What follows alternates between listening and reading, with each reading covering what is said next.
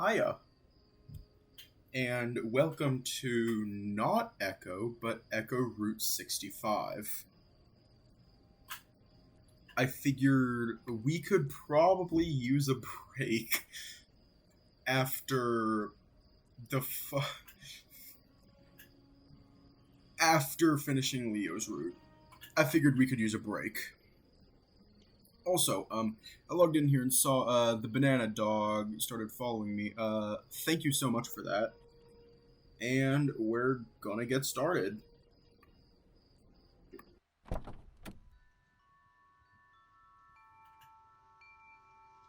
There was a very singular echo in this ravine. The rattling wagons resembled carpenters hammering at board inside the highest rocks. The report of a rifle I can't read that. The lowing of cattle and braying of mules seemed to be answered beyond the mountains. Music most notably had a very queer effect and resembled a person standing inside the rock imitating every note. William Clayton, Mormon Trail pioneer.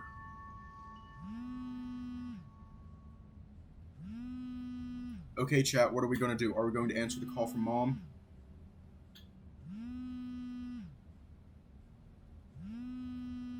God damn it. No, God, I can't deal with this right now. I stare at the screen, letting my phone vibrate until it stops. I'll try to make up an excuse that it was on silent later. I had been a cringing, flustered mess since this morning. School and my geometry test had kept me only slightly distracted. With the call as a reminder, I feel a welling sensation around my eyes and my vision blurs. I suck in my cheeks before exuding a shaky exhale. Nothing will ever be the same anymore. My parents won't see me as normal anymore. All because I was daft enough to try to rub one out on the computer before the bus came this morning. I thought they were at work. Mom is usually out by 5 and Dad by 6, but they took the day off on account it's their anniversary. So not only did they catch me pants down, prick in hand, but also found out I was gay in one fell swoop of headphone-induced lack of spatial awareness. I heard Mom scream. I was so startled, I jumped, my headphones coming unplugged from my laptop, blasting Fox Stallion porn on full blast. Just when my dad came running in. I remember Mom turned, went to her room, locked the door, and I didn't see her again before I left. Dad, meanwhile, was sort of laughing nervously before I took off to my bus stop, but I could tell from his face that this was beyond awkward for him.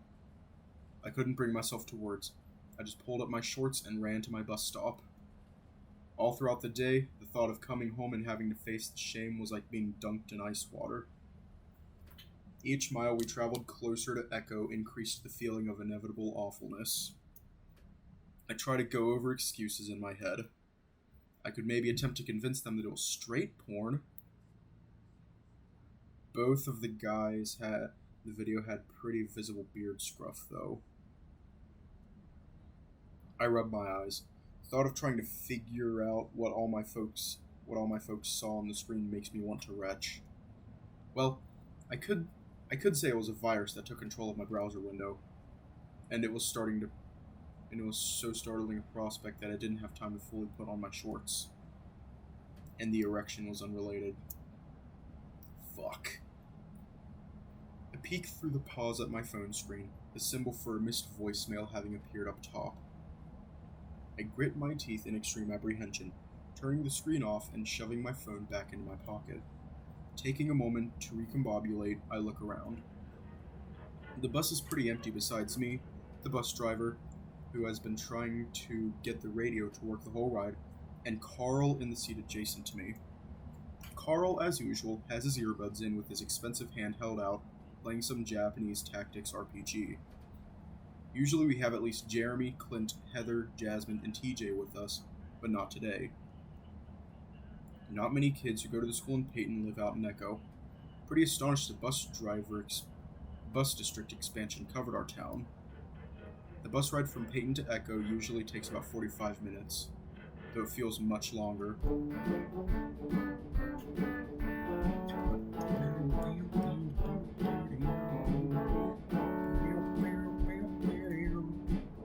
Especially now. 2008, November 1st, Day of the Dead. Okay, I'm actually going to turn the music down a bit. Yuck.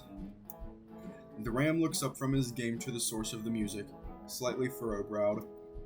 Our bus driver grins back at him through the rear mirror in a self-satisfied fashion, her gummy Cheshire maw on full yet brief display. Realizing that she is looking back at him, Carl grunts, hunching up his shoulders a bit. Karen, why? She lets out a brief chortle. Well, seeing as I only have you two along with me today, I thought I'd put on some tunes. Make your collar a little blue. Carl begrudgingly pauses his game, pulling out his earbuds and letting them hang over his horns. It was still weird seeing him like this. Around age 14, his horns developed a lot. He complained about headaches and neck strain constantly. He told me he had to see a chiropractor and stayed over because his horns were so big, and his neck muscles hadn't developed enough to support them. Even now, a year later, he still sits with a sort of low, hunched posture. I'm plenty blue-collared, yeah. I live in Echo. She snarks again. Boy, I have seen the size of your manor. No, you ain't. Never woulda expected a sort like you to be so pomp and yakty-blooded. Carl doesn't say anything. His emerald glaze shifts some to the seat in front of him. Karen takes a glug from her soda bottle with her free hand, the other steering us through an on-ramp onto the freeway. The spa day I would have had on just 1 hour of your daddy's income. I'd feel bad for whoever works mani-pedi that shift. She holds up her calloused right hand, her claws rather stubbed, even for a fox's standard. When I'm not driving you squirts, I do road crew for public works. Ain't your average mom, eh? She gesticulates with a swirling motion as she speaks, then lets her hand hang limply on the steering wheel. Well, it might be the new average here soon enough, feminism and all that. You two will learn a lot about it in college, I'm sure. What are you going for, major-wise? Both of us make no quick move to respond. Chase? I shift some in my seat, clearing my throat so that my voice doesn't crack. Well, I wanted to go into videography and film, but my parents weren't too fond of that. So, I guess journalism or communications. Ah. Karen responds so abruptly that it makes me wonder if I said something wrong. Well, my nephew got one of them communication degrees from North Mountain State. Oh, how'd that go? Ended up being a $60,000 piece of paper that earns him $13.25 an hour fixing old farts like us computers out of some big box establishment. Nerd Squad, I think they're called. Hell if I know. I'm still deciding, I guess. She waves dismissively. I look over at Carl, who looks like all he wants to do is go back to playing his game. What about you, big horns? Carl blinks some at the usual speciesism, then scratches the back of his neck. You just planning on going straight to work for daddy right after you graduate? Mom, actually, I don't know yet. Carl looks pretty uneasy with this topic. He also seems pretty embarrassed at having said mommy out loud. Were I in better spirits, I'd probably laugh. Everyone is good at something, Carl, and hopefully that is something you enjoy too. You're always quiet with your nose in that little device of yours, playing games. Maybe that's your future career. Something techie. Admittedly, Leo is usually the one who is most handy with fixing our tech stuff. Carl isn't even the best at video games. That title belongs to Jazz. Carl is quiet for a bit, tugging on the strings of his hoodie. I don't know. Looking out the window, I see the sun is setting as we get within 10 miles or so of Echo. We pass the old abandoned water park, which I heard closed shortly after the bypass was built, and all its passerby traffic was lost. I think for a moment. I see what looks like some figures in the drain pool, though when I try to squint, I don't see them anymore. You know, I was around when that place shut down. I startle some, not realizing I was being watched. Both times, actually. Once in the 60s, then again in the 80s when it reopened for a year. It was during the era of big government giving out big old water park construction to the state for pennies, LA being the golden child. Our county, as you two squirts are aware, did not become the next Orange County. Spoilers, as my son Keith used to say. She lets out an amused grunt before stirring up some. A lot of folks lost their jobs. It was like a Great Depression for the middle of Mormon land. Echo has been going to tits for a generation, though. And not the good sort of tits either. The real ugly ones. Like those that what's-her-name wields. Mrs. Tethers. Yeah, her. I'm taken off guard at that comment. Mrs. Tethers is a particularly nasty history teacher at PHS, who is known for not being too keen on vulpines. She does have a kind of lopsided pair. Anyway, it is ripe shame. By the time your kitties are having kitties themselves, this town will be a feast for termites. Well, maybe not the manor. I see Karen's silver eyes focus on Carl. The castle, we used to call it. She says this bit rather strangely, as if trying to remember something specific. Carl is staring out the window, avoiding Karen's stare. In the 2 years we've had her as a bus driver, she has never spoken this much. Most of the time, she'd just be scolding Jeremy and Clint. I have this feeling she's been waiting for this opportunity to speak more personally with Carl for a while. As we get closer to Echo, we pass more abandoned places. Some are adorned with faded Art Deco style from the bygone modern era, whilst others are but rotting wood from the Mormon settlement days. In my current situation, all these familiar architectural fadings seem to evoke a pulsating sense of dread for what is to come. Carl, your family has been here over a century. The way I see it, at least they could do is reinvest in what they capitalized on in the first place. Can you just change the radio station? Carl's horns are pressed up against the window, his tone low, but his voice loud. Oh yeah? What you want it set to? Anything but this. Carl looks down at his handheld, fidgeting with stuff in the character screen, but without the focus to actually keep playing. Fine. What do you want to listen to, Chase? Y'all choose. 'Cause I genuinely don't care.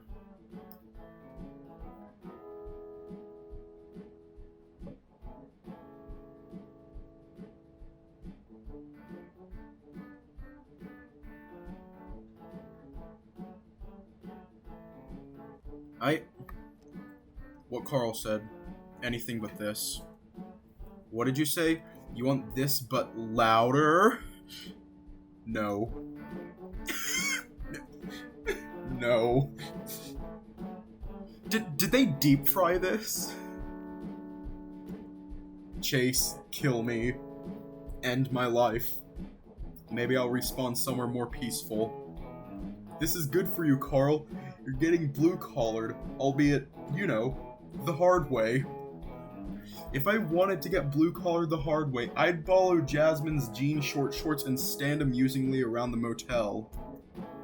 Covering our ears and pressing our heads to the seats in front of us, we endure the hick musical cavalcade, as Jasmine deemed this station. Glancing sidelong out the bus window, I see that we're less than a mile from home. My paw pads start to feel clammy, and I clutch my knees tight. It's fortunate that Carl is currently occupied with burying his muzzle into the faux leather of the seat in front of him as I begin to tremble. Part of me actually wants him to see. I know it's just stalling for the inevitable, but I want to talk to someone, anyone, about all this. This is a small town, and whoever I speak to will know that I like guys, and I'll have to deal with them knowing that fact every day till college. If I go to college. I used to hate being so damn generic. Fucking Flynn whines about how boring I am all the time, but now, all I can see are folks looking at me, seeing me as that otter who likes it up the rear, and not as generic Chase. God, that's what my parents will see me as too. This sort of deviant who lives in their home. I imagine them looking at the photos of me around the house now and wishing they could have that back. I've never really talked to my parents about relationships and sex stuff, and now I'm just shocking them with this whole new side of me. What an anniversary present I've given them. I look over and see Carl hunched over, his horns pushing into the seat and his gaze focused blankly upon the screen of his handheld. Upon closer inspection, the screen is completely black and the device no longer on. It seems that he's not in the best of states either. I swallow, debate disturbing him. Carl might be my best friend, but we don't really have deep talks, especially since the lake incident. Maybe I could text someone? I slide my phone out of my pocket, staring at the black screen much like Carl is now. I realize when I get home, my parents are probably going to demand to see my phone and messages, so I'll have to remember to delete them. I try to imagine how each one of my friends would react, but this is honestly foreign ground, only alluded to in traded insults and jokes. Flynn especially. The lizard drops the word faggot in every other sentence as of late, though I think he just chooses it for maximum edginess. Yo, is Flynn a Nemo? I swear, all these people sound like they're emo, and it is amazing. Jasmine, on the other hand, though, might be the most supportive with this sort of thing. However, she wasn't at school today. I eavesdropped Flynn mentioning something about issues with her parents and Jeremy to Leo, but I couldn't make out the specifics. I don't even know how Leo would react to any of this. He makes jokes about poofy stuff all the time, but I can tell there's some unease there. That leaves TJ. Carl described him once as the moral, gooey center of our sandwich of a group of friends. That being said, I'm not sure how much I can actually tell him. He's just barely crossing the puberty threshold right now. Plus, the Christianity factor. I uncover one of my ears long enough to pull out my phone, my heart skipping a beat at the new voicemail notification. I quickly swipe over to my contacts. Who should I confide in?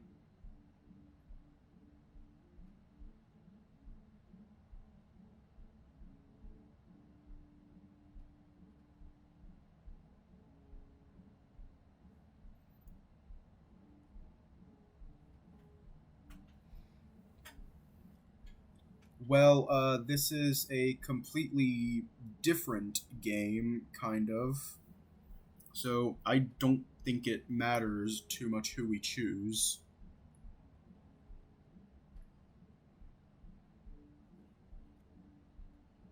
So, yeah.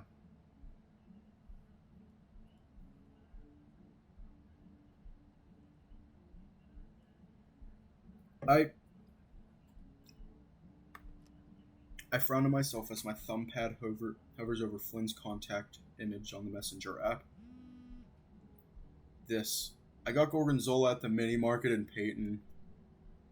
Well, that's some timing. I sort of imagine him with like a what you call it,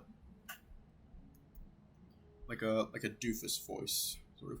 I honestly have no idea what this message means. Instinctively, I try to respond with something jabby. I'm sorry, Flynn. I'm sure they have a cream for that. After hitting send, I'm not too sure that was the right move. Flynn rarely responds whenever I text him, and that probably didn't boost my odds. Looking out the bus window, I can see that we're approaching Carl's stop. It is a type of salad, you musky fuck. Oh, thought it was a cheese? Honestly, so did I. Whatever. Why are you texting me about salad? As the bus turns onto the neighborhood road, I scoot over some, speaking up to get Carl's attention. So I'm gonna get off with you here, okay? Carl just continues staring at his blank screen for a second before blinking and looking back at me. Are you sure? That might be pretty messy, and Karen watching might give me performance anxiety. Carl stares deadpan at me. I rest my forehead into my paw and groan, though I end up snickering a bit. What? Are you talking like Flynn being a jerk for texting us about salad? Or calling us I think it was a musky fuck?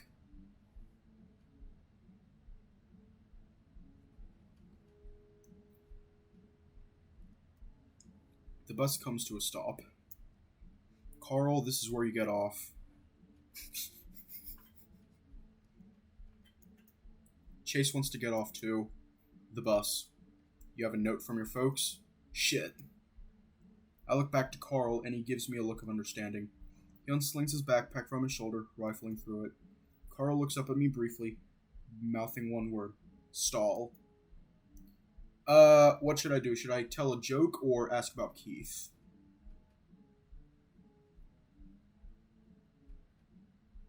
They're giving us a lot of options in this game. I like it.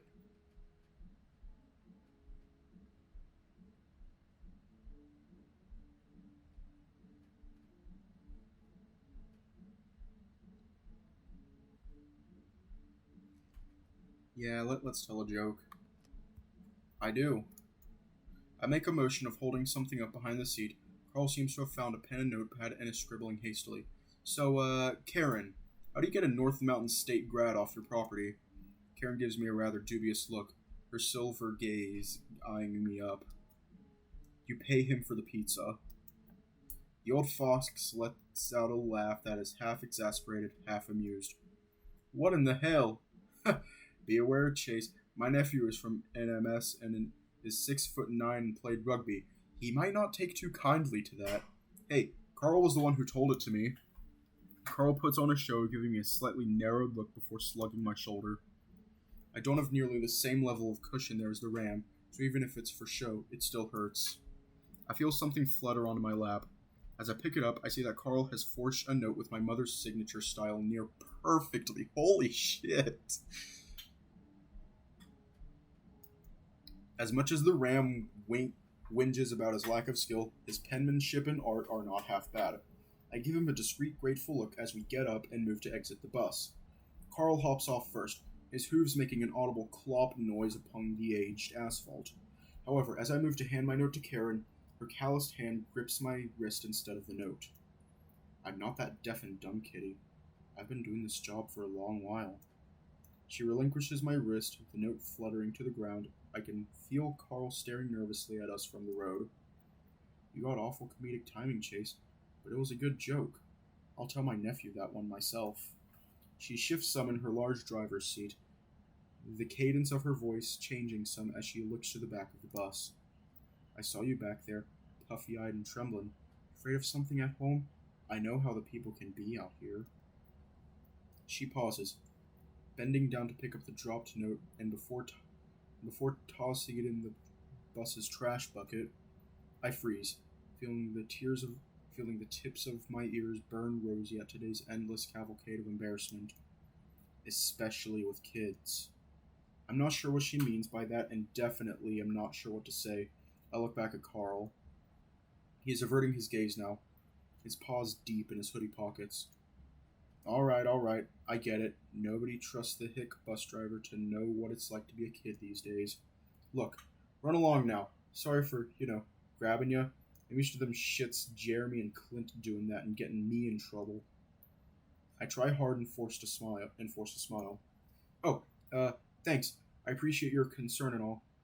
Yeah, they are pretty shitty. Hey, language, kiddo. Sorry.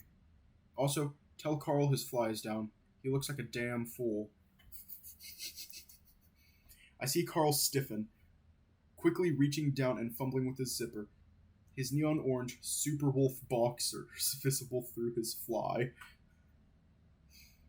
Is that like a reference to I think it's a Star Fox in Super Mario? Is that like a reference to that? Karen just sighs. I feel my phone vibrate within my pocket. See you squirts on Monday.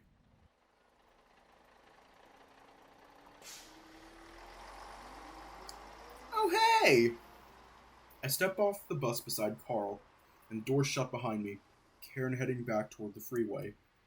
It gets dark so much earlier now that summer is over. Echo isn't exactly a major township. The area deemed a census-designated place so we don't get streetlights. Carl watches the bus fade off into the distance before pulling out his phone. Can't wait until I get my own car and license. He starts texting. Letting my parents know that you're coming over. We should troll around on that 3D Virtue Chat game again tonight. I spent some money and got myself this big luchador avatar. Except I gave him big old breasts. He's called Mamaria. Honestly, I don't know the reference either, and Carl honestly looks like this one guy. He's acting like, I think this one guy that I knew. Something, I don't know. He looks up at me with a smirk before turning and walking. How much did you spend? Was texting my aunt. Follow pulling out my own phone. Was texting my aunt. Miss sent to you. Oh, I don't know. I was just grabbing what I needed. $15 maybe. That's a lot for one of those kinds of games, especially just for clothing. So I can talk to you about something. Well, like the luchador mask I wanted was one of the premium items, so it cost the most. Everything else was dirt cheap. Every single girl in that game uses the same hair. The long curly blonde one that costs like $1. What? At least they say they're girls. My parents caught me looking at gay porn this morning and I don't know what to do. I'm just trying to be unique. Otherwise, what's the point? It is a social role-playing game. Why risk getting ignored? Jesus fucking Christ, Chase. I haven't told anyone else yet, and I don't know what to do. I actually have another account with a character that is more normal looking. What in the fucking hell you picked me to drop this shit on? Has someone told you something? I made him after you left last time. God, I don't know. And no one has told me anything. He's like this big primate looking dude with burn scars everywhere and this kind of albino-y face. How did your parents take it? I had the idea for the character sort of based off a dream I had once. I don't know. Kind of badly, I think. I didn't stick around. Had to catch the bus. Anyway, I went to a lot of the in-game hotspots at first. A lot of the stuff you and I saw when we were messing around. I just don't want to go home right now.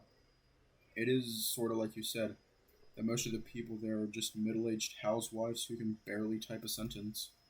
But then it sort of went off-grid, I guess you'd call it. Like the spots that aren't advertised on the destination finder. Started finding a lot of weird shit. I'm unloading freight tonight. I tell you to call Jazz since she's better with this sort of shit, but I can't get a hold of her either. Like, weirder than the shit we were making, ironically. Yeah? Shit. Should I go check up on her? There were these places which looked like more real-life houses, not the usual fancy exotic stuff. Just people living in virtual families in these boring-ass looking homes, complete with framed photos of screenshots of their characters. I was going to after work. Her Tildert parents have been, as of late. You can see if you want, but doubt your pansy self can handle Jer if he's there. Okay, Flynn, you need to stop using that word. I'm just going to say that. I don't care if him and Clint are there. I got the impression that a lot of them were, like, foreign. Look, dunno if I'm supposed to tell you this, but Leo is going to this party thing tonight. You should go too. Or not. I don't care. Walked into this one flat with these two horse ladies in it. They had decorations with Middle Eastern words everywhere, but they seemed normal enough. A party? Not an echo, right? What is it for? The election? I'm going to stop reading Carl's thing. Because, yeah.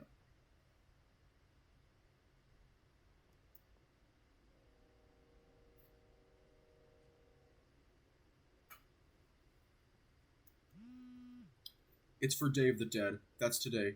Bunch of jocks and townie types are going to be there. Route 65 at Parsons Manufacturing. Leo didn't mention it when I saw him. You going?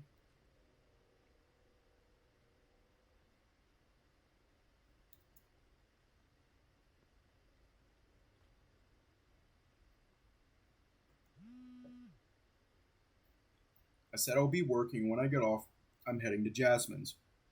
Fucking deduce, school paper boy. I was just curious. Fuck you. Chase. Are you listening? Carl is standing in front of me with a concerned expression on his face. Takes me a moment to respond. Yeah, just texting Flynn. He's actually responding to you? Yeah, I know. I look up the street, Carl's house sitting in its amber glowing glory atop the hill slope. Apparently there's a party happening tonight. Carl raises an inquisitive brow. Like here or in general? I'm not sure what you mean by in general, but yeah, around here. It's for Day of the Dead. Leo and I think maybe Flynn got invited. What? You didn't mention it to me at all, and I asked them to their faces if they had any plans. I shrug. Flynn made it sound like it was mainly just Peyton people coming out here. Yeah, but it is weird they wouldn't mention that. That sounds about like the most exciting thing that will happen around here for months. Carl looks off to the side, shifting his posture some. I'd rather just stay home and play Virtue with ya anyway. But seriously, what the fuck? The idea that two of our closest friends were keeping this a secret did make me feel pretty shitty. On top of all the other sensations of general shittiness I feel right now. It's at the Parsons Manufacturing building. You know, off Route 65. That's sort of in the ass end of nowhere for a party. Maybe it's like a rave or something. I shrug again. I think we should go. Hold up. Those eyes. Carl blinks, his expression akin to as if I just asked to rub his horns. Dude. He lets out a little huff, rubbing the back of his head. First of all, we weren't invited. Second, it's in the middle of nowhere. Third, isn't the Day of the Dead for like... He pulls his paw away from his beanie long enough to swirl it around in gesticulation as he tries to phrase this right. Latin folk? My blood's as apple pie as it gets, dude. Alright, first, Leo is there, so don't see him not getting us in. Though it was weird he didn't invite us in the first place. Second, we live in the middle of nowhere. Anything local is technically in the middle of nowhere. Which still doesn't make it any more safe. Third, well, I don't know. I assume nothing too culturally sensitive is taking place in an abandoned factory. Which won't save us from sticking out like a sore thumb. Carl exhales through flared nostrils, lolling his head up as if being throttled by how much of a bad idea this is. Dude.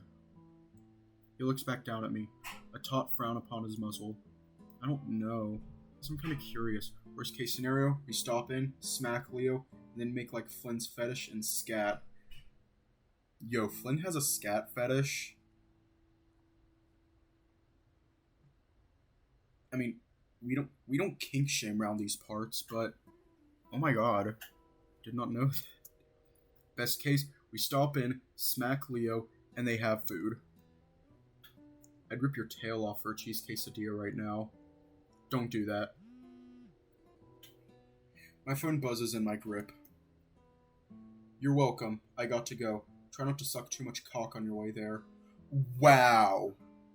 Just had to go there. Had to go there. Ugh.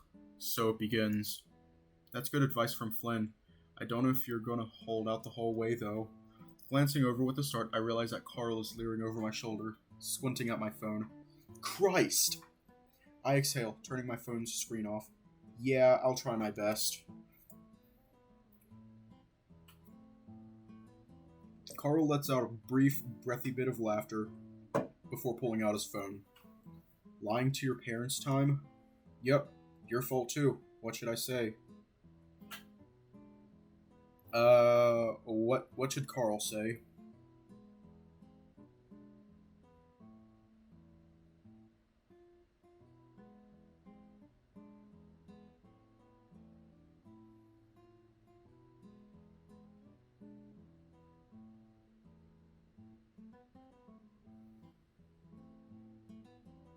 Art.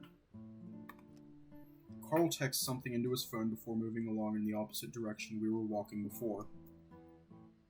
I'm honestly surprised he accepted. His social anxiety is pretty bad at school. Maybe it's just that kind of night. I follow suit and walk alongside Carl. Can't wait till I get my license and car. I mentioned that already, yeah? Route 65 is like 3 miles away. You can get your fetlocks toned and ready for the dance floor, though. I can see Carl's posture stiffen some at that prospect, his bright green eyes looking to the asphalt behind us.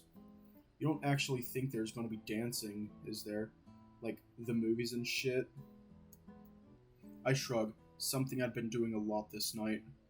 Growing up in a town with less than 60 people has made what seems like a conventional teenage experience on TV seem utterly foreign. The closest our group of friends had to such were birthday parties, with just us six and our folks. Leo's dad let us drink a can of beer once. I always imagined high school parties were just a bunch of kids sitting on couches and smoking weed. But this is Echo, so... meth? It's awful. Do you think Leo would go to a party where everyone smoked meth? I didn't think Leo would go to a party and not tell us. I pause, dipping my paws into my pockets. I wonder if Leo thinks we're not cool. Carl actually turns to look at me, then quickly averts his gaze to the ground. Dude. I'd think that after all the shit we've been through, that wouldn't matter. The serious statement from him takes me off guard, and I feel instantly guilty for broaching that topic. I nod solemnly, another long pause drifting between us. Yeah. Carl tells me more about 3D Virtue Chat and some girls he met on there as we walk. Girls being stated with quotation fingers each time. I tried talking with guys online myself, though, like Carl, never with my real identity. I remember I was feeling lonely 2 months ago, and posted a personal male/male ad on the Peyton List website. 18-year-old otter here looking for friend, mentor, was the tagline. I included a cropped and photoshopped picture of myself at the Peyton Rec Center, my face blurred. Since I went through puberty a couple years ago, I was pretty sure I could pass for 18, if my face was hidden. I was wrong. My post was taken down and I got a few emails from administrators asking all sorts of questions. It really hasn't been my best past few months. Eventually we reached the Parsons building, an establishment that closed many of my lifetimes ago from the looks of it. About 10 or so cars and motorcycles are parked alongside the building, and neon blue light emanates from the inside. The thump of bass is palpable, even out here on the road. I look over to Carl. All his lackadaisy demeanor on the way here has been replaced by tight-lipped tension. To be honest, I'm feeling pretty similar. I don't see anyone outside here. Everyone must be inside. We just got to get in and look for Leo's big red ass. Or, you know, his face. Any idea what we should say when we see him? Hi, Leo, is a good start. Okay, sounds good. Cool. Neither of us moves. God, dude, what if it's a rave? Do people actually still have raves? I don't know, but I'm getting real bad vampire cult vibes from all this. Let's check around the back first, alright? Boo! Oh, what the fuck? Carl practically leaps, swatting at the air around him as he gets some distance. Language? Oh geez, sorry Carl, I didn't know I'd scared you that badly. Carl stares wide-eyed at the sheeted visage before his eyes go to a lull. Ugh, hey TJ. Oh my god, it's TJ! I legitimately thought you were about to start bleeding there, Carl. Real speciest dude. What are you doing here, Tej? And why are you dressed like a ghost? My mom dropped me off about 2 minutes ago. I can't believe you guys walked here. Mom would have given you a ride if you asked. Not that I'm against you guys getting exercise or anything. I think Carl winces slightly. As for the costume, my mom and I put this together at the last minute. I didn't get to go trick-or-treating yesterday because of church stuff, so Mom said now would be my chance with this party. Even under all that fabric, I can still picture TJ grinning cheerily. It is such a contrast to the past few hours with Carl. A contrast to this whole day, actually. That's very considerate of your mother, TJ, but, never mind. How did you get invited to this, but not us? TJ tilts his ghostly head curiously. My mom just told me she heard about this fun get-together here and said it would be a good way to treat myself after volunteering yesterday. I didn't really think I needed one. There is a pause. Oh gosh, I've never crashed a party before. Should we just go home? Carl and I exchange a look. Flynn told me that Leo would be here tonight, actually. Huh? He didn't mention anything of that nature to me. I'm sure he just forgot to, though. Carl steps off the roadway and onto the smooth concrete of the entranceway, trying to get a stealthy look inside from afar. If you say so, man. I mean, it's okay to have a +1, right? But there are 3 of us. See Leo in there, Carl? Carl is silent for a long moment. I see Jack. Who? Carl looks back to me. Jack, shit. You might know him. I furrow my brow at Carl. TJ physically covers his ears with his enshrouded paws. Hear the lynx mutter a faint stop. Is it weird that we've been out here this whole time and no one has come outside? Like, I'd assume people would want to come out for air, to smoke and make out. They might be doing that inside. What? TJ's eyes bulge. What kind of party is this? TJ brings his paws together, wringing them as he looks at us expectantly. We don't know, TJ. I kind of hoped that you would. The sort that Leo and TJ go to without inviting or even telling us about, apparently.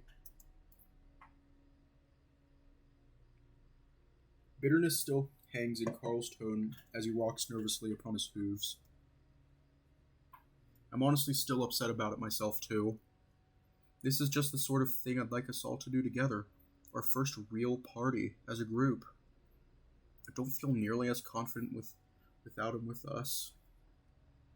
By the way TJ and Carl are acting, I think it's the same for them too.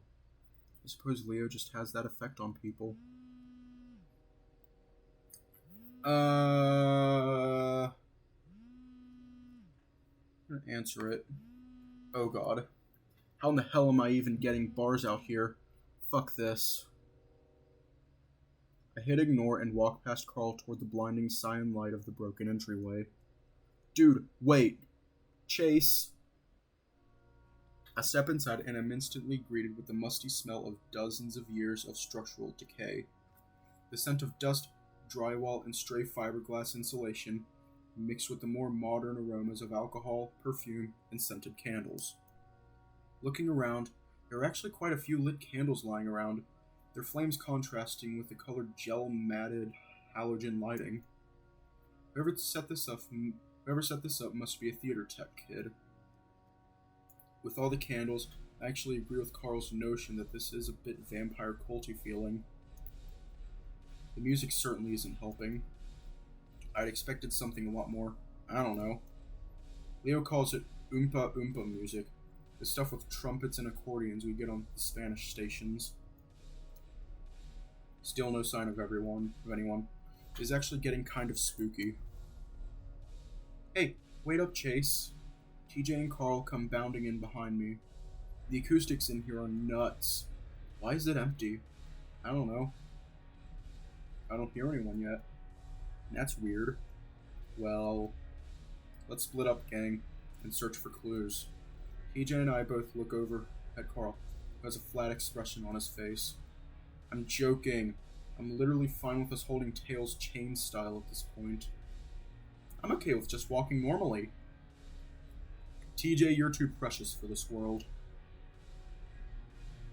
With that, TJ steps up, following in tow. We walk around the corner, through a cobwebbed hallway, and into the main manufacturing floor. Here we finally see some people. This is certainly no rave. I can only count about 15 or so people at the far end of the room, and a few more in the rooms behind them. Most seem to be surrounded by a metal keg, though. A group of 6 girls looks to be gathered around what looks like a yearbook. I only recognize 1 or 2 of them, and even then, only vaguely. I think I see Heather over there by the barrel thing.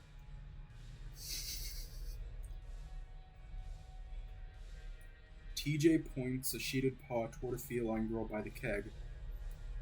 Heather has a blue Solo cup in hand and is laughing at one of the guys around her. Heather is one of the girls who rides our bus. She lives on the outskirts of Echo. She's not really a part of our group. I just know her dad is responsible for maintaining the reservoir dam. I have a feeling what's in the keg isn't fruit punch, and feel pretty boggled at how TJ's mom was the one to send him here. Meanwhile, looking at Carl, I can see pretty much all his snark has disappeared once again. He stands in the doorway of the hall. The people in front start to notice us, nudging their friends and pointing. Some snicker, though most just look confused. Especially at TJ in his ghost costume. Feeling eyes upon him, the lynx lifts up his sheeted arms. Ooh, ooh!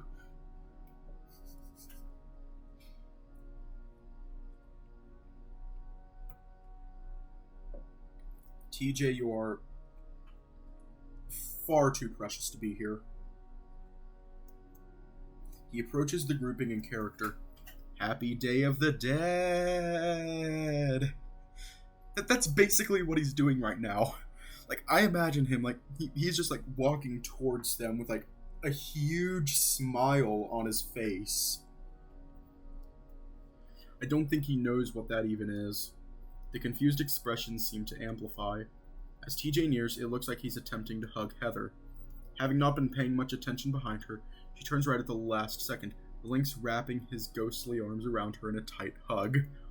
She screams and all eyes shift to her and TJ. Get the fuck off of me! Oh my god! The surprised lynx lurches back with a startle right as Heather shoves his chest. He goes colliding into the floor with a hard thump, dust splaying everywhere. The others around Heather exclaim distress. What the fuck, man? Who are you? Get off her, you fucking creep. Amelia, go get Derek. Heather, it's just TJ. Despite my shouting, I don't think anyone hears me, or at least understands me. They mostly all sound inebriated, judging from the slurs in their voices. I see one of the girls at the yearbook table get up and fast walk into the back rooms. I try to run up to TJ's side, but a large coyote steps in from a back room and blocks my path. He has a look in his eyes that seem to say he's looking for a fight. TJ, meanwhile, lies on the floor with his white sheets coated in factory dust. From the sniffling noises I hear beneath the costume, I can tell he is crying. Okay, fuck you, Heather. A stumbling coyote girl nudges him with her foot before emptying the contents of her cup on his sheeted head. Another, equally drunk wolf attempts to pull her back, nearly tipping them both over. She puts on a dazed expression of motherly scolding. Yo, Maria, what the fuck? Don't pour booze on the rape ghost. We honor our dead bad touchers on this night. That's awful. For some reason, this comment makes a fox feller next to Heather bristle. Heather, Vish, the guy you was talking to me about, the fucker who his fists clench. Heather, meanwhile, seems to be crying now too for some reason, her mascara matting the fur around her eyes. She just keeps repeating, I can't fucking believe this, over and over again while her friends try to console her. What the hell are you talking about? Leave him alone. The older coyote in front of me is not having it, he snarls. We're sick of yous, shick fuckers. I don't know any of you besides her. Someone next to Heather yells back, You leave Heather the fuck alone, musk shit. I look behind me and see that Carl is no longer in the doorway, or in here with us. The fox guy seems to be trying to drag TJ now, limply smacking his sheeted head as the lynx tries to pull back. I'm sorry. This is a misunderstanding or something. Fuck. Leo, are you here? The coyote grabs my shirt, pulling at me with enough force that my muzzle ends up smacking into his trucker hat brim and knocking it off his head. I manage to swat his paw away, but not before one of the girls screams in my direction. Oh my god, he's attacking Derek! What the hell? No, I'm not! With Derek snarling at me as he recombobulates, I weigh my options.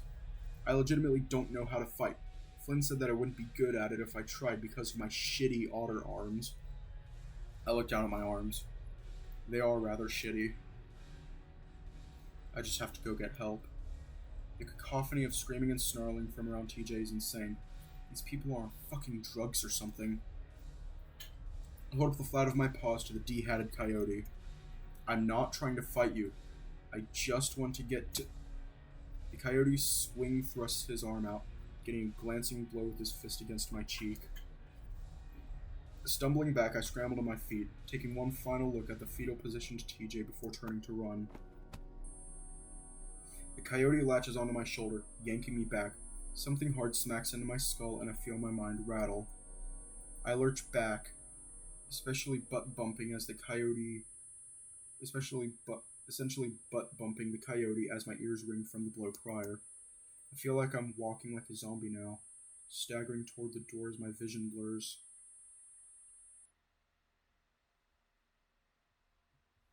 Is this what being knocked out feels like? I clench my fists and keep up my pace, trying to blink the blurriness away. Eventually, I reach the entrance. Carl? Leo? As I reach the outside, my knees lock and I drop to the concrete. The impact rattles my bones as I catch myself with my wrists, just barely managing to avoid falling directly on my muzzle. I take a deep breath. I'm still conscious. At least, half conscious. I continue crawling, trying to ignore the throbbing pain. Carl! Shouting now, my voice sounds foreign to me. Shrill, childlike, pathetic, and increasingly hoarse. Leo? My voice shouldn't be this croaky. I've barely talked today. I'm in the middle of the road now. Where's Carl? I should get out of here before a car comes. I pull myself along the asphalt, feeling my skin scrape beneath my fur. I want to stand, but I'll probably just fall again. And so I keep crawling, rolling into what seems like some sort of detention basin. I stare up at the sky, fighting the sudden fatigue and gritting my teeth through the pain. At first I think it's blood that got into my eyes, but upon rubbing them I realize that isn't the case. The sky is different, like someone slapped one of those colored gel matte filters over it. What the hell? I rub my eyes again, attempting to focus. I can't stay here. TJ is in deep shit. Those idiots. Those assholes. Sucking in a sharp breath through my teeth, I rise to a stand, praying my knees don't lock up again. Find Carl. Find Leo. I stumble out of the detention basin, feeling packed soil beneath my feet. A dirt road. Looking behind me, I realize that I must have crawled farther than I thought. Parsons looks over a mile away? That can't be right. I see a van ahead. It looks rusted and old, but there's a light on inside. I step stiff-legged down the road a ways, reaching the bend where the vehicle sits. The same redness that the sky is tinted with pulsates from the interior. I try to speak, but no words come from my throat. It's like a dream. I want to do the rational thing and announce myself, but I can't. I move closer, peering into the dusty back window. Inside the window is another window, and in that window, a little red dot in the corner, flashing on and off. In the window within a window, there's writhing flashes of fur contorted and undulating in the constant restless motion. Something is trying to hold it in place. I hear a clap and a cry. The clapping continues, louder now, rhythmic yet singular applause. "This is what you want," says the voice that cried. I stare, slowly finding the will to speak. "No, I need to help my friends." "Do you know where they are?" The voice shifts more urgent. "We heard gunfire coming from the town. It's real bad." "Gunfire? I didn't hear anything. Please help me find my friends." "We can't find them all now. We need to go. They're lost." "No, they're not. I'll keep looking. I'll keep looking myself. You're just going in circles." I feel tears well within my eyes, a lump in my throat containing a choked sob. "Please." The van's back doors open. I'm standing too close and they push me onto my back. The red light is gone now, replaced by darkness, shifting shadows within. I see them now. Tarantulas.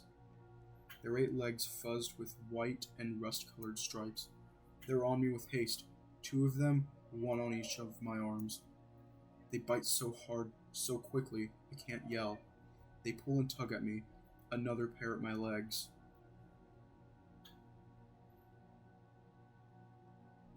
I'm pulled up and into the van. My body stretched upon a squishy something that begins to sink against my arms and legs.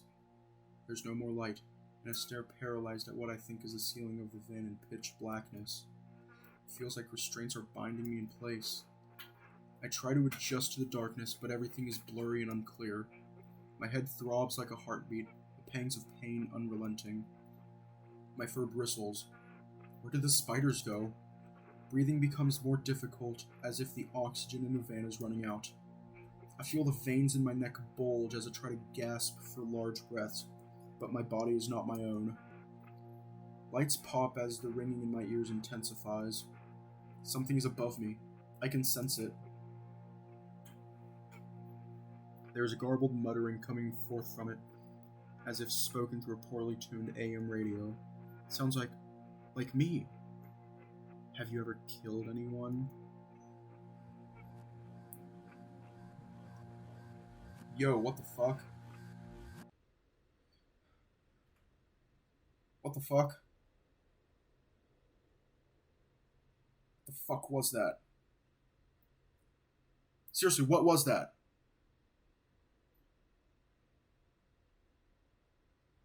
My eyes wrench open. I'm being dragged. Realizing I have control over my basic motor functions now, I stomp my foot down, staggering free of the grasp and pushing myself against a doorway. I raise my fists defensively, my eyes adjusting to the light. Chase! Oh my god, it's Leo. Oh my god. I agree with that. The red wolf stares gobsmacked at me. Puta madre, otter. I lower my paws, trying to get a sense of where I am. That same musty smell means I'm probably back in Parsons, in front of what looks like an old first aid center of some kind. To think that workplace accident, that these sort of things were so common they needed one of these. Meanwhile, Leo is gawking at me, his eyes intense, searching. I look down and notice that his knuckle fur is matted with dried blood. I swallow, clearing my throat. The hoarseness is gone, but the pain everywhere else sure isn't. Hey, Leo? Out of all the questions I have, one pushes its way to the forefront. Is TJ okay? The wolf continues to stare at me, as if I were some sort of alien. Yeah, now he is. I see his nostrils flare, disbelief and anger in his eyes. His mom's on the way here to pick him up. Heather is down there fucking doing a mix of apologizing and puking. Okay, right now, Leo is acting a lot like one of my friends. And it is very disturbing. I just left him for a minute to check back on you. He folds his arms across his chest, leaning against the windowed wall beside me. There is a brief silence, and I feel his gaze swivel back down on me, as intense as before. How did this happen? Why were you two here? Leo's accent is thick now as he tries to speak faster than he can process the words in his head. Part of the question has me concerned, though. Just you two? Where's Carl? He was with me before that dick with the trucker hat hit me. I see Leo's jowls rear back in a silent snarl. He looks down the hallway. Starts to shout at someone named Emilia, though I quickly realize he's speaking Spanish. A feminine voice down the hall retorts, also in Spanish. Leo looks back ahead and grunts, closing his eyes for a moment. Then rather suddenly, they reopen, the big wolf turning to me. Wait, you said Carl was here? I nod, then regret it because my head feels like a mashed apple. I haven't seen him since lunch. You told him you weren't doing anything today, but Flynn told us otherwise. Leo doesn't actually look surprised at the reveal, though visible guilt hangs heavily upon his usually confident face. He doesn't immediately respond, instead staring at my battered self in silence. My phone vibrates, though when I check my pockets, it isn't there. There's a palpable sheepish moment when my ears flick towards the source, Leo. The wolf blinks, then awkwardly hands me my phone from his own pocket. We had to call TJ's mom. You're the one with the phone that can get signal pretty much anywhere, so I tried yours. I'm sorry. I just got signal. Please be okay, dude. It's fine now. TJ is getting picked up. I am here with Leo. I hear the sound of someone fiddling with a stereo and an auxiliary cord on the factory floor. Some arguing about music choices ensues. It seems that some people are still around for the party, after all. So, what all do you remember, out of curiosity? I don't have amnesia, so relax, whatever your name is. Hey, I felt the back of your head, Puchika. You've got a welt the size of a goose egg.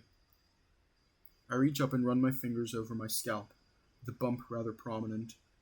Alright, well... I regale him with the events of the night up to TJ's bullying. Those towny shits were saying you were pushers trying to harass Heather for some debts. Fucking what? Yeah, I don't know, Otter. Fuck. I kept calling for you. He looks surprised, then scowls at the concrete floor between his feet. I should have been there to protect all of you. It seems like someone won the battle for the aux cord in the other room, as the music starts up again. Yep, still vampire culty. Heh, well I got hit so hard this guy turned red for a bit. Leo's eyebrow raises some. I see his eyes move toward my head bump again. I remember stumbling around outside, looking for you and Carl. I felt like I was walking for ages. The last thing I remember was a van. I see Leo shift, his shoulders raising up as high as they can go, that thing he does when he's tense. He looks at me, expectant. See anything else?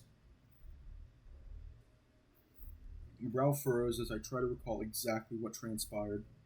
I remember it felt so much different than it does now. In hindsight, I think I must have passed out then. Everything else is too hazy to recall. Recall without sounding insane is more like it. Leo's shoulders lower. He seems to be in thought now. I found you outside on the road. I thought you had been hit by a car or something. When I got to TJ, you wouldn't stop crying and smelled like booze. Not that I'm trying to sound like your mom's, eh? But you had me crazy worrying. He rubs out his raw knuckles. Got into it with that Fox guy after that. It has been a weird night. Why are you even here, man? He's taken visibly off guard by that question. The people here are friggin' nuts. He sighs, then slowly lowers himself to a sitting position against the wall on the floor. He motions for me to do the same next to him, and I do, dusting away any leftover broken glass first, though. A few people from the football team were going. Also, this one person invited me, and I wasn't going to tell them no. I'm about to ask who that was, but I'm interrupted fairly quickly. I saw your text messages with Flynn. I feel a cold tingle creep from my spine to my fingertips at those words. I should be feeling angry at this complete invasion of my privacy, but I don't. I just feel paralyzed. I've known Leo since he couldn't speak a lick of English, playing video games with me and Jasmine after school. Jasmine? Jenna?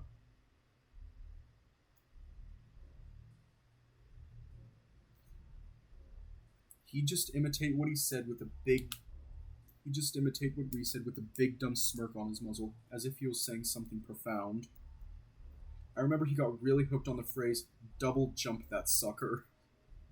I'd been yelling it at Jazz for like 3 hours when we were trying to beat this platformer game I forgot the name of.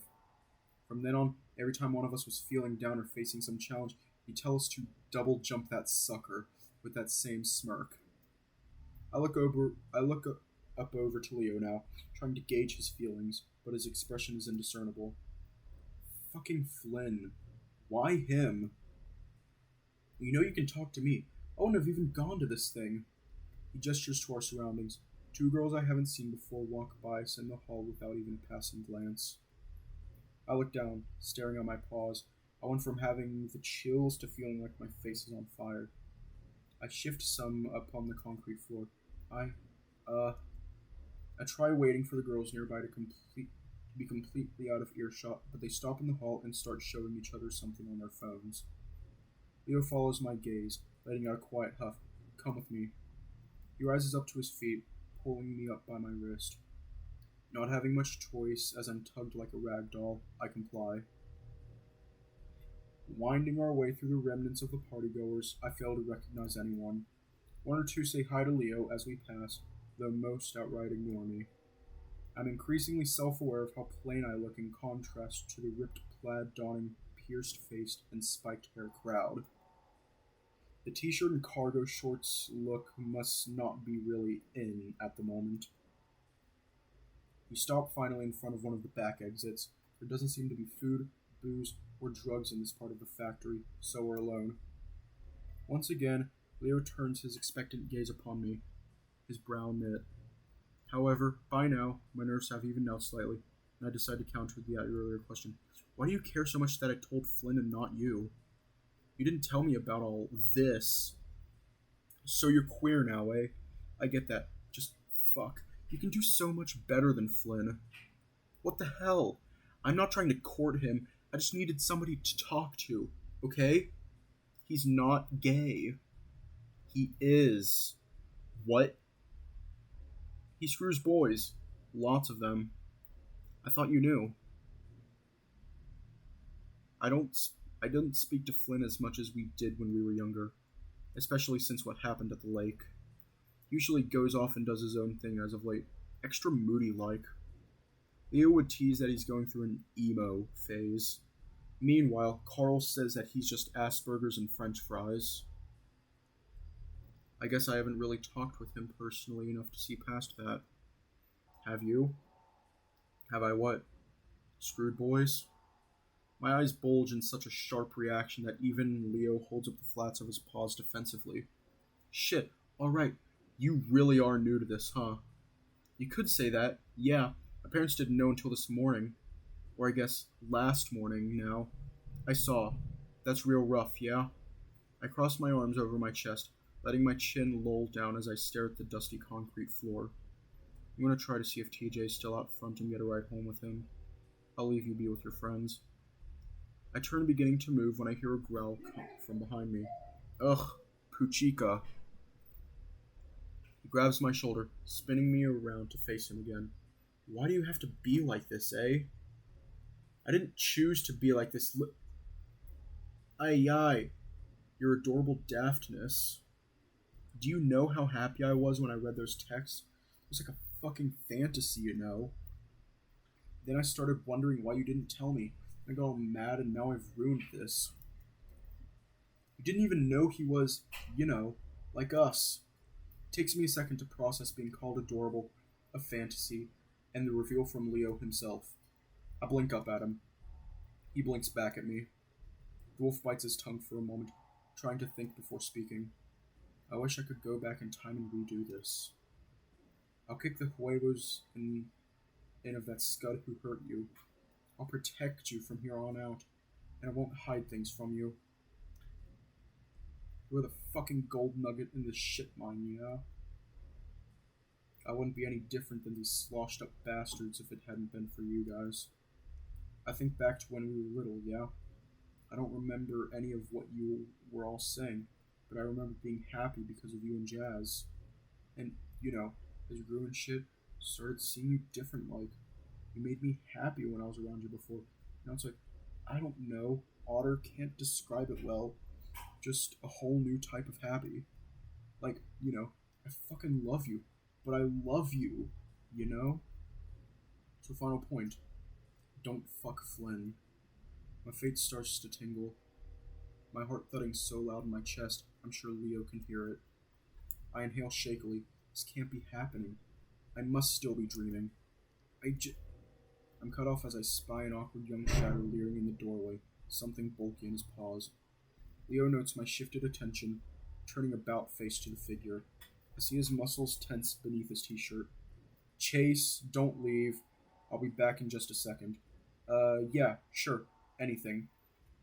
I bump my knuckles together, watching the large wolf move to the doorway. I see him grab the shadowy fellow by the shoulder, trying to shift him away a little. The unknown guy thrusts what looks like a camera bag and tripod toward Leo.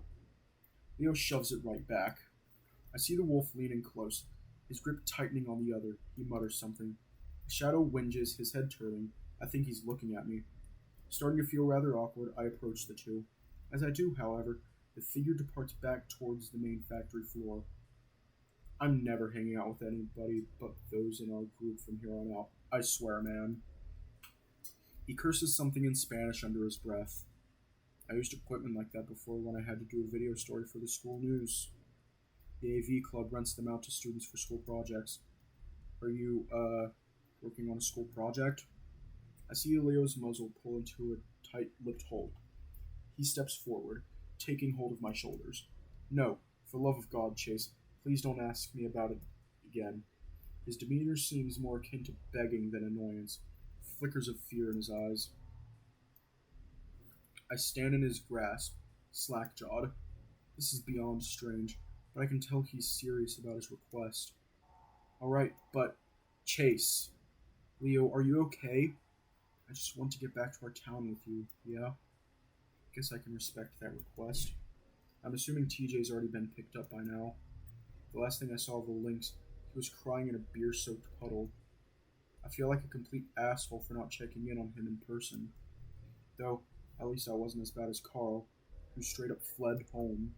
Poor TJ's probably blaming himself for everything too. Meanwhile, it turns out Leo is gay and, likes me, despite everything the stuff he described feeling about me. I feel about him. My emotions are so damn conflicted right now. This emo vampire music is actually resonating with me. Leo releases my shoulder and moves toward the back door, tugging it a few times. He huffs some, then gives it a hard kick with his foot. One of those hinges snaps, and the door falls into a hanging diagonal position. With a swift stop, the other two hinges snap off as well, leaving the metal door on the floor. Could have gone out the front. Well, he stares at the door at his feet before looking up at me. Wouldn't have been as rebellious. You like destruction of property, don't you? I break a mirror at one rest stop when I was 8. Because you didn't get the toy you wanted in your kitty meal? He smiles teasingly at me, the moonlight illuminating his backside. I can see the faint purples of the sky of an edible sunrise as well. Hey, you know we don't have fast food joints like that around here. That was my one chance at getting that figurine from that stupid dinosaur movie. Your hand was so damn bloody. I thought you were the coolest. There's a pause. I step past him into the fresh, far less musty air, the faint scent of Leo's cologne now more palpable. I cross my arms, staring down the rusty metal of the fire escape-like stairwell. I still do. Oh, bullshit, man. Try to maintain a healthy amount of skepticism for his words now. Though looking at him now and having known Leo long enough, I don't see any visible signs of deception. My dad's actually suggested I'd be a decent journalist since I'm pretty good at reading people and their emotions, though he might have just said that to try to dissuade me from videography. Leo begins to descend the stairway, keeping his paws hovering above the guardrail, just in case. I pull out my phone, using the screen as a flashlight for us. I'm serious. You act so damn level-headed all the time. Everyone else in our group, not to be insulting to them or anything because they're family, but they can be pretty out there, eh? You're always so calm and balanced, though. You mean generic and boring, man? Nah, you're always hanging in the background, almost invisible light. Then you say some snarky shit and everyone loses it. You're observant, yeah? Like Flynn, but less of an insulting shit about it. My parents, my siblings, they love you, dude. Mom's always asking me when Chase is going to come around again. We reach the end of the stairway, the insides of my ears probably ruby red at this point. The back lot of Parsons is mainly composed of old dirt piles and some foundation, like they were planning on expanding before they shut down. I'm not going to fuck Flynn. You can ease up on the compliments. I turn and smirk at Leo, a little in disbelief that those words just left my mouth. We start walking. Good. I have no clue what you're into, actually. Honesty. Leo looks at me warily, that same guilty expression crossing his muzzle once again. And, muscles, I guess. I see Leo's eyes light up, his mouth pulling into a fangy grin. It actually is a pretty frightening visage in the middle of the night, were it anyone but Leo. Predators, man. You should come to more of my games if you want to see those. The internet exists too. Yeah, and how'd that work out for you earlier? I feel that pang of remembrance and the ensuing feelings of shame all over again. This whole night did exactly what I wanted after all. distracted me from my problem. I feel Leo's eyes on me, his face softening. He places a paw on my back. You missed a lot this season. You weren't even at homecoming. The tickets were like $30. I was saving up for that multiplayer driving sim game with Carl. We eventually played it for like 3 hours and never touched it again. We won by only a few points, and I got 2 touchdowns. If you were there, I would have pointed to the stands where you were and everything. Embarrassed the shit out of you, eh? I wouldn't be embarrassed. I'd be, well, I am proud of you. In the past, I had vocally lamented Leo's ascension to jockhood, especially his douchebag townie teammates. Bah. Now it's Leo's turn to be dubious. He clicks his tongue against the roof of his mouth, shaking his head. You and Carl just think I'm a different person now that I play varsity. Carl and I would poke fun at him about it, and I think our jokes genuinely upset him. I've never really properly apologized about all that. In reality, I just didn't like the fact he spent most of his after-school time at practice. I miss him. You've always been a blockhead ball slinger. That hasn't changed. Leo lets out a deep chortle. You gonna join the cheerleading squad now for me, Otter? Pfft, I ain't flexible enough for that. Do you think I could do a high kick? No, but I'd pay $1 to see you try. Coming to a stop, I look down at my stubby legs. $1 is $1. That's 1/4 of what I need to get a burger at the diner. You're not gonna film this too. The wolf's shoulder tense, his gaze snapping to me. Chase, you said I wouldn't ask about it. Doesn't mean I can't tease you about it. He huffs, but I can tell that sort of cheered him up in a way. Just don't mention it around the group, okay? I make a circle with my fingers in a gesture of acknowledgement. I make sure there is no errant shrubbery around me before directing my muscles to lift my right leg up as high as it will go. It turns out that is barely a 60-degree angle from its stationary position. I hear the wolf snicker. Oh, come on. I'm just a stack of furry stone and even I can kick higher than that. We're 2 different species. Give me a break. Work for that $1, Chase. Defy species norms and negative stereotypes, as Jasmine says. There are physical limitations here that no third-period social sciences class can overcome. And I don't think an otter being paid to perform for a wolf's amusement is exactly a progressive act. I believe in you. He says that as saccharine and smaltzily as possible, eliciting an eye roll from yours truly. I lift my leg, this time bracing my hand underneath my thigh and pushing up. I manage to get the thigh itself much higher, though I'm having trouble fully extending at the knee. Leo notices and steps over, taking my calf and holding the small of my back supportively so I don't tip over. My muscles are starting to burn something fierce, and the position is pretty damn compromising. I frown as hard as I can up at Leo, who bursts into laughter.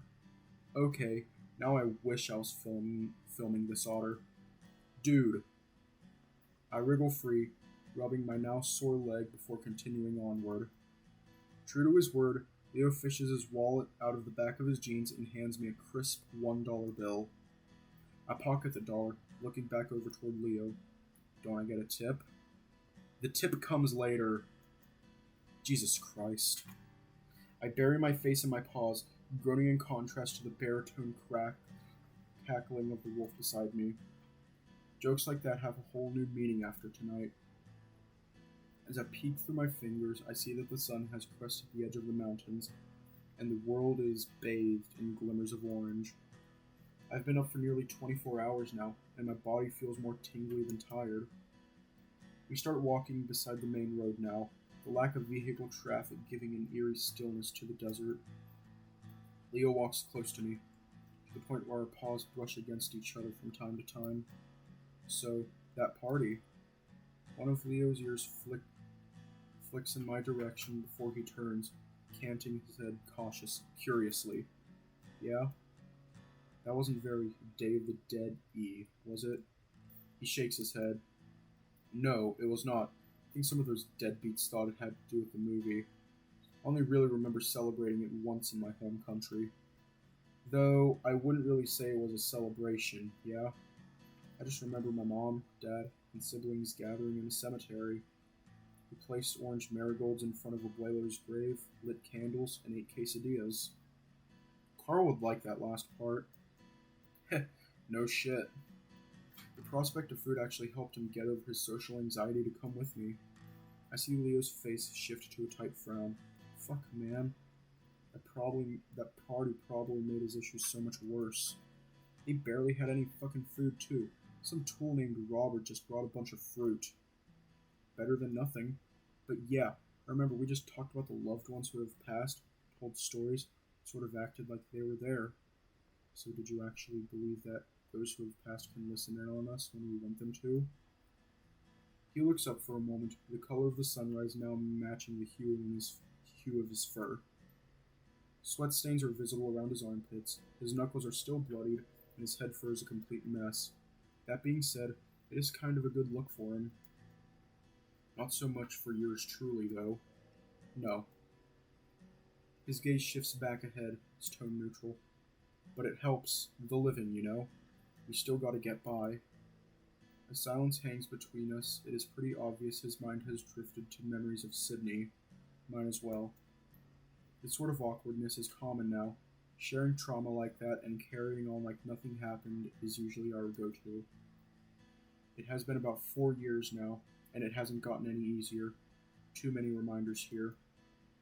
We're all fucked up from it. Leo's overprotectiveness, Carl's anxiety, Jasmine's escapism, Flynn's rage, my hallucination, and TJ. God, poor TJ. Maybe next year we could try Chase. Leo looks at me, his eyes meeting my own before drifting to my paw. Slowly he reaches over, grasping mine in his. I just want to move on. Cherish what I got, yeah? I can hear the word forget upon the top of his tongue, but he can't bring himself to say it aloud. Instead he squeezes my paw tighter. I squeeze back. My therapist told me that I should talk about it more, but it isn't something I can just broach in between talk of football and video games. Sure is a shit way to kill any good feelings in the area, that's for sure. Like right now. Otter. He brings our paws up in front of us, forcing me to look at our own interlaced fingers. Seeing the size difference, the red fur gripping my own, is enough to make my neck feel hot and my heart thud heavy. Look at what we're doing right now. We can shoot the sad shit about how tragic everything in Echo is, or we can go against the grain and be happy. I say, let's be fucking happy. Leo smiles down at me, letting our paws fall back to our sides.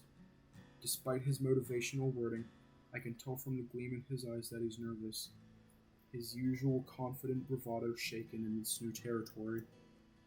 I don't blame him. They say this sort of thing is supposed to give you a butterflies in your stomach feeling. Yet as we walk along the abandoned Route 65, feels less like I have butterflies and more like I'm about to jump out of a fucking plane. Isn't that simple, Leo? Well, fuck it. Let's pretend it is for a while and see how that goes. What exactly are you asking for? He rubs his forehead, his fanged teeth briefly gritted. I don't know how to explain it. Just cheer up? That wasn't exactly eloquently put, even by Leo's standards. I haven't eaten anything since lunch, swam, or slept in 24 hours. I've been beaten in the head, was unable to save TJ from getting bullied to hell, and my parents caught me looking at gay porn, and now will never look at me in the same way again. I still have to deal with that. I'm not exactly in the best of mental states at the moment, though this, I gesticulate to the two of us with a swirl of my free hand, is, helping. Freaking me out for sure, but I'm glad you're here. We'll make all that right. I feel my phone vibrate against my thigh, my heart sinking. I realize quickly, though, that it's just a text message and not another call from my parents. Mom and Dad haven't sent a text message in their lives, as far as I know, saying they prefer talk as short text messages can lead to confusion. I do agree with them on that second bit. Just had gorgonzola salad, and it was delicious. Also, Jazz is fine. How goes your newly opened closet? Who is it? I see Leo sort of crane his neck toward my phone. We quickly though he quickly recoils as I glance over him. Sorry. Sight, and it's from Flynn. He tossed a salad. I manage a goofy smile holding up the screen to Leo. He squints down at it for a moment, then exudes a low rumbling groan, covering his forehead with his paw.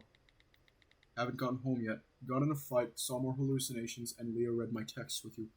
I'm Madre. He wouldn't shut up about that stupid gonorrhea lettuce stuff or whatever it's called at lunch today. Apparently it's got like dried cherries, almonds, and granola clusters mixed in with the lettuce. What an asswipe. You two hook up yet? You serve it with this expensive pear vinaigrette stuff, though they usually give you a packet of it in the bag of salad itself. What do you mean? I mean, it sounds really tasty, the most gringo-y food on the planet, but still good. I wouldn't eat it by itself, though. I'd need some carne asada on the side, and with maybe some cheap-ass cheese bread. I haven't eaten since lunch either, and I'm really fucking hungry. He's a big cock gobbler, too. Hence why I sent your musky ass to him and his secret shit party. You two could be all emotionally vulnerable together and shit. Son of a bitch. Flynn was playing fucking matchmaker. I look over at Leo, his head tilted to one side and his lips pursed. Thing he does whenever he's really curious about something. He did that same damn face as a little kid too, usually when he had no idea what we were saying in our language, and was feeling left out. Seeing him now like this, I think I actually feel more grateful to Flynn than anything. Still, I'm left with a nagging question. He said you are gay too. Why didn't you tell me? So what's happening now? Me going to the party and confiding to you that I was gay and as part of his plan, apparently. I'm asking him why he didn't tell me he was gay. Really? I feel like I should thank him or something. I don't know. I'd show you eventually anyway. I bet Jasmine will be squealing when she hears about all this shit. Show me what? This is just like one of her comics. The Mangoes. Mangas. I don't actually know if she reads yaoi stuff or not. That's that anime porn with the Twinkie triangle types, right? I nearly choke trying to contain my laughter. Are you familiar with it, Leo? How old are you again? 15. Why? Yeah, because I'm familiar. Of course I'm familiar with it. A whole bunch of files with that sort of stuff saved in my sample music folder on my PC. Nobody ever looks in there. Never mind. Weird. What the hell was that about? What? I consider showing Leo the new messages, but he seems sort of distracted now. He looks genuinely happy. I mean, a bit sweaty, fidgety, and blood splattered, but so am I. The idea of ruining that makes me feel miserable. Though Flynn's whole behavior, knowing everything about him now, is kind of boggling in contrast to his usual self. I exhale and do my best to recombobulate, shifting my attention to the big old wolf currently holding my hand and looking at me expectantly. Don't ever get too comfortable with that sort of thing. I did, and now everything's fucked for me in the eyes of my folks. Your parents are probably going to search your phone when you get home. Delete all this. Will do. Man, your mom is the nicest lady. I can't imagine her kicking you out or anything. I'm not worried about that. God, getting kicked out almost sounds preferable to having to face them every day with them having seen me like that. Imagine if your parents found your yaoi folder and how they'd see you from then on. Well, they shouldn't have been going through my shit in the first place. Don't triple dot me. Just do it, dumbass. Ugh. I slide my phone back into my pocket. That's enough Flynn for now, I guess. I think Mom already knows about me being gay, though. What? She kept asking me if I liked Jasmine. Yeah. It was annoying me, and I just up and said she wasn't my type. Mama kept prodding me with, why, Leonardo? She is a smart one, and she has cared for you in your times of need on countless occasions. I try to restrain a snicker at Leo's impression of his mother. The accented, high-pitched cadence rather right on the nose. Leo hears my suppressed titters, looking down at me with a feigned scowl before hip-bumping me. I nearly go careening off the side of the bike lane into the sagebrush-filled side basin, but he yanks me back by my paw he's holding. I try to imagine Leo and Jasmine together. It makes sense, I guess, but it is weird to think about. Puberty in general has made things so much different. She went on, asking what exactly my type was. I think I was frustrated or something at the time. Like after a bad practice session, I said, "Not girls." My eyes widened, picturing the confrontation in my mind. Geez, what happened next? I regretted saying it. Mama could see the plain enough on the could see that plain enough on the on my mug. Yeah. She just clicked her tongue, told me to let her know when I felt like talking more about that. I'm assuming you haven't really followed up on her offer. No, Chase, I have not. There is a silence between us, mostly because I'm trying to think of a response that isn't, well, I have it worse. Before I can speak, we approach what looks like a short dirt driveway that leads up to a shack of some sort. Leo stops and points toward it. Let's cut through here and head to my house through the rail yard. I don't want to deal with Jeremy right now in case he's awake and outside his house. I sincerely doubt that Jeremy and Clint would be out and about being dicks this early on a Saturday, but I don't argue and follow along. Upon closer inspection, looks like one of those roadside dive bars you see a lot on the reservations. This one boarded up fairly recently. The Joshua trees and the old-timey pickup truck give it an out-of-place feeling. As far as I know, Joshua trees aren't native to this area. Huh, never heard about this place before. I have. It was open for a little while a year or so ago. Yeah, would have been the first new business I've heard around here since I was like 7, I think. Like I said, it didn't last very long. Heard from Charlie that the owner got busted for some fucked up shit that Officer Malcop found in the back room. Christ. I mean, this is from Charlie, so I wouldn't believe all of it. Like, what specifically? Leo shrugs, a light frown on his muzzle. I don't know, he wouldn't tell me. We continue moving, Leo kicking an errant bean can along in front of us as we walk. Can't believe Charlie's still alive. Turns out absurd amounts of meth is the secret to a long lifespan. Not if I find out you've been taking it, Otter. I will shorten your fucking lifespan real quick. Turn the music up a bit more. He smirks at me and I roll my eyes, glancing back at the side of the abandoned bar as we pass. Keith and Brian's Booze Bastion.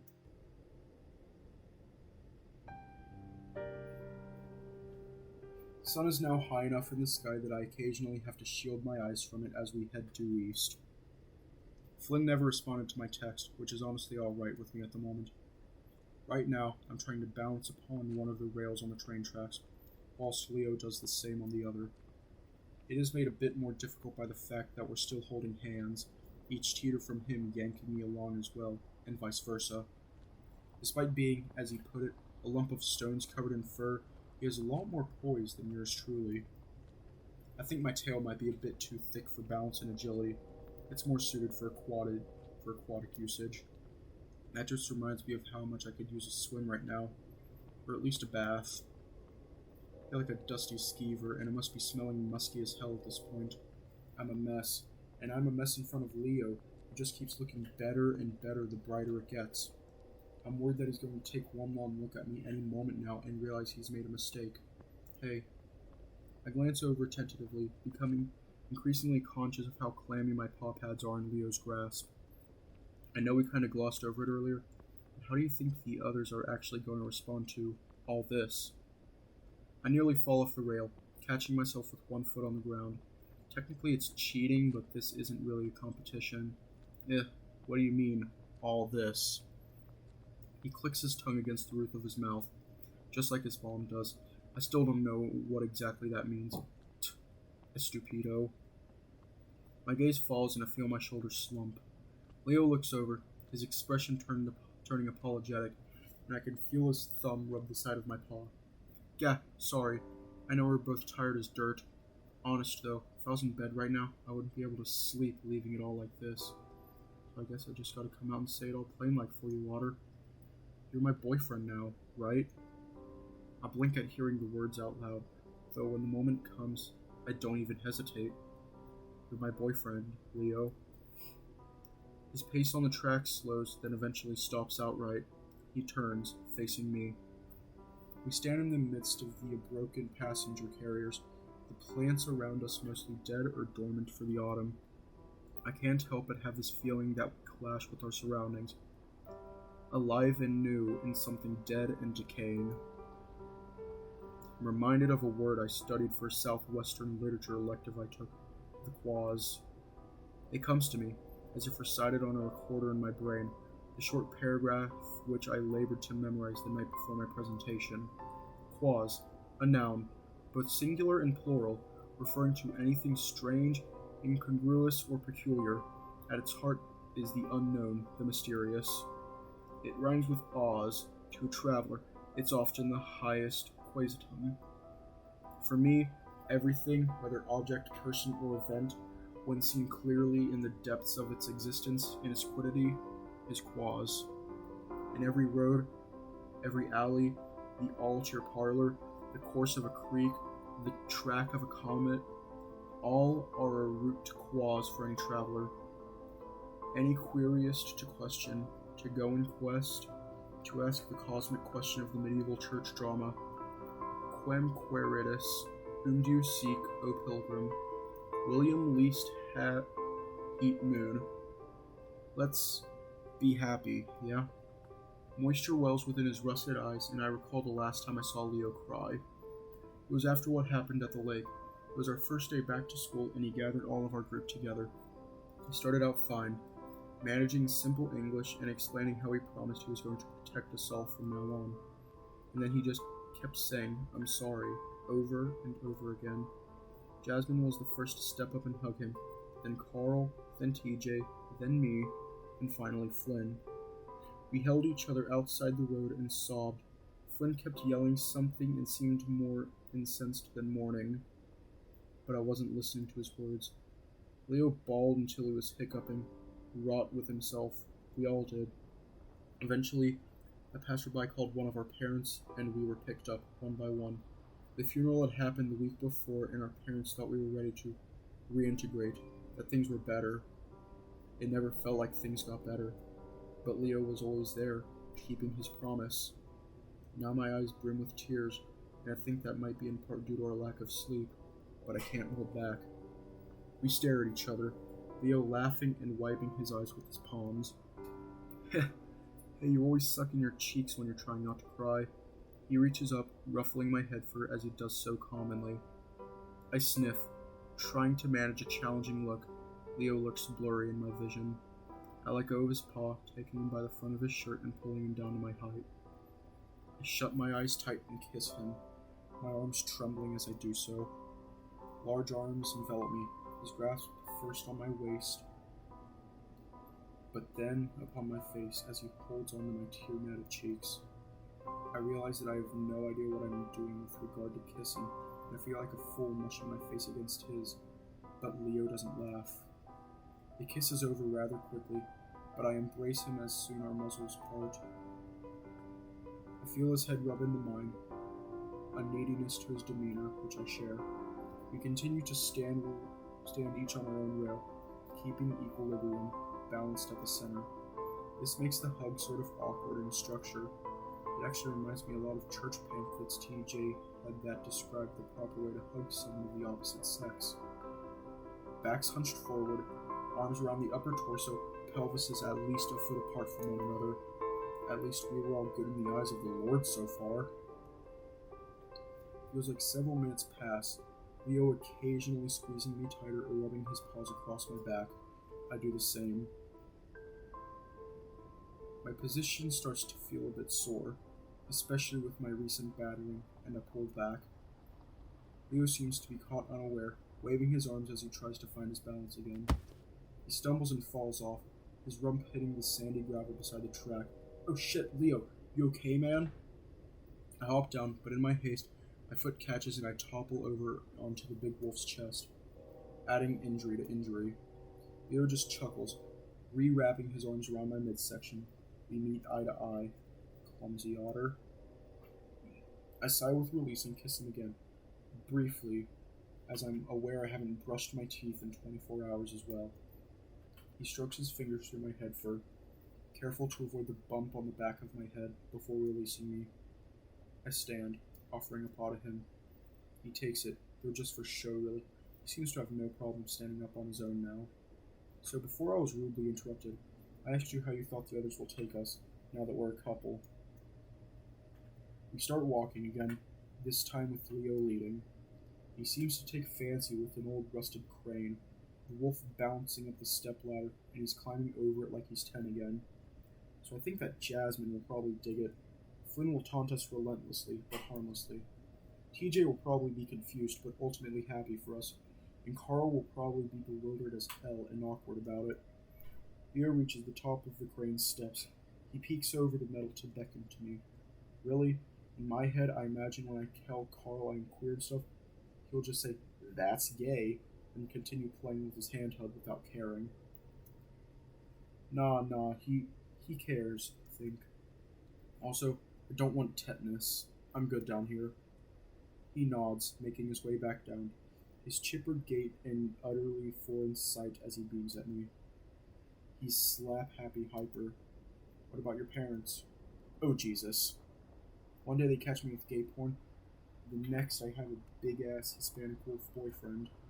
I don't know, man. I want to tell mine about you. They'd be happy for me. I guarantee it, yeah?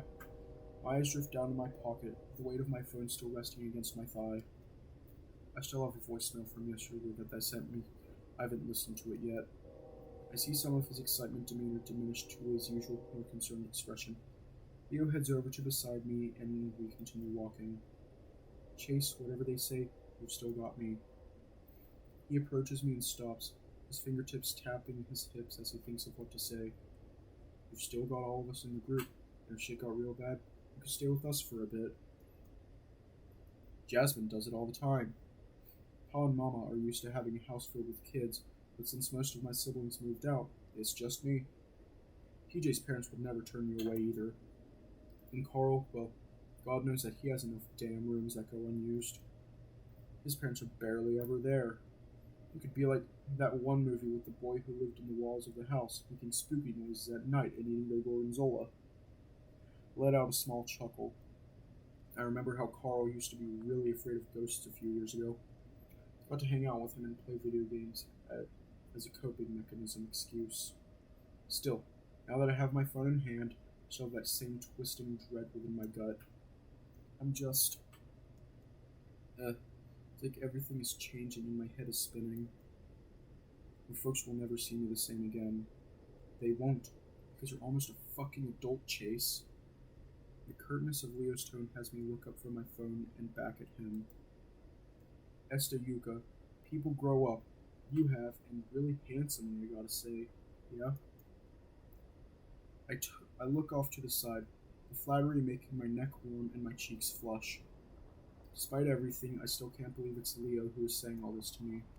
The thing is, your parents are gonna love you no matter what. They're good like that. I know it. I bet my neck. He grasps his throat, looking down at me with bloodshot eyes and a smile. Other shit piles around here are the ones I'm going to have to worry about. Because there's no way I'm hiding that I have Chase the Otter as my boyfriend. And trust me. He raises up his large fist in front of me, showing the crimson which still stains his knuckle fur. They try anything or harass you for it, I'll make sure they know the consequences. I shift my focus from Leo's fist to his wild gaze. Man, you need some sleep. Leo blinks, then brings his fist back down to rub the back of his neck. Fuck yeah, I do. He sniffs, rolling his shoulders some before looking back to the phone in my hand. Alright, let's listen to this voicemail, eh? He looks off to the side, sort of muttering embarrassedly under his breath. Double jump that sucker and whatnot. It's so cringy, but I feel like I want to kiss him again. I smile wryly at Leo. He just huffs. Fair warning, though, you're still probably grounded as hell. I smirk, my chest feeling tight and my mouth dry. Oh yeah, I know that. I get yelled at if I don't call my parents back within 5 minutes anyway. I'll miss you while I'm in lockup, though.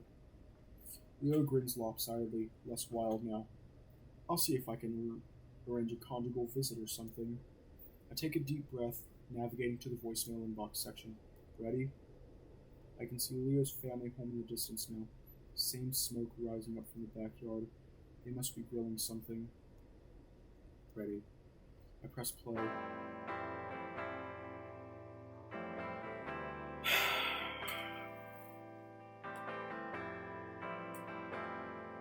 Well, that was Echo Route 65.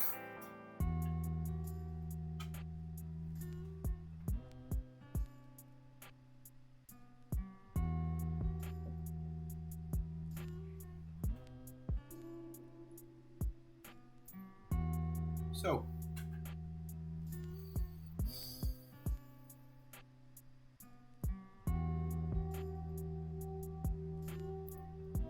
can I just skip this?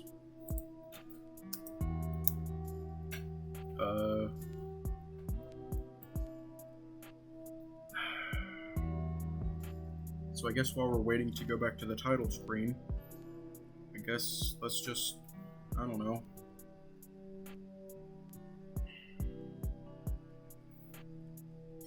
Well, that puts a lot into perspective about their relationship.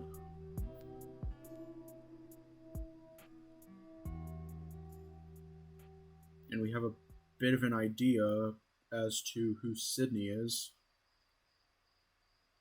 which is good.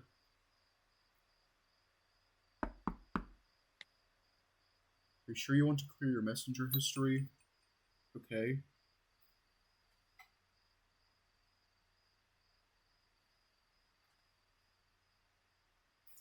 Don't worry about it.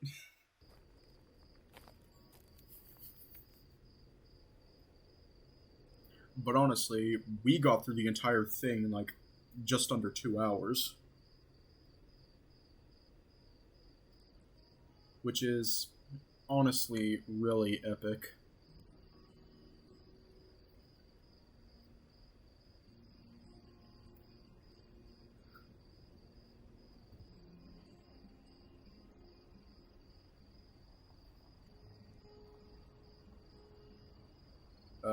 What?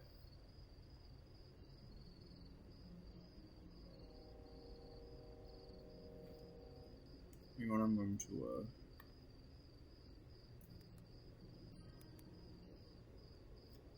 what do you mean by benefits?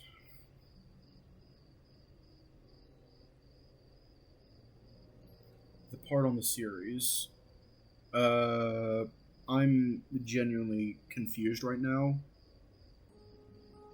Oh, I think I get it. No, I think I'm going to have this as its own series. Like, Dumb Furry plays Echo Route 65. Part 11 will be posted on Saturday, I think, because we haven't actually done that yet. Part 10's up now.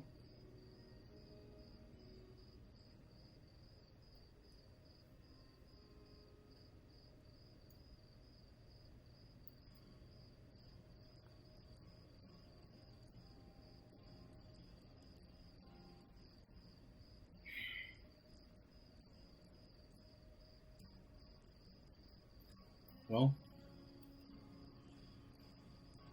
tonight was fun. Certainly a lot more tame than late into Echo. A lot more tame.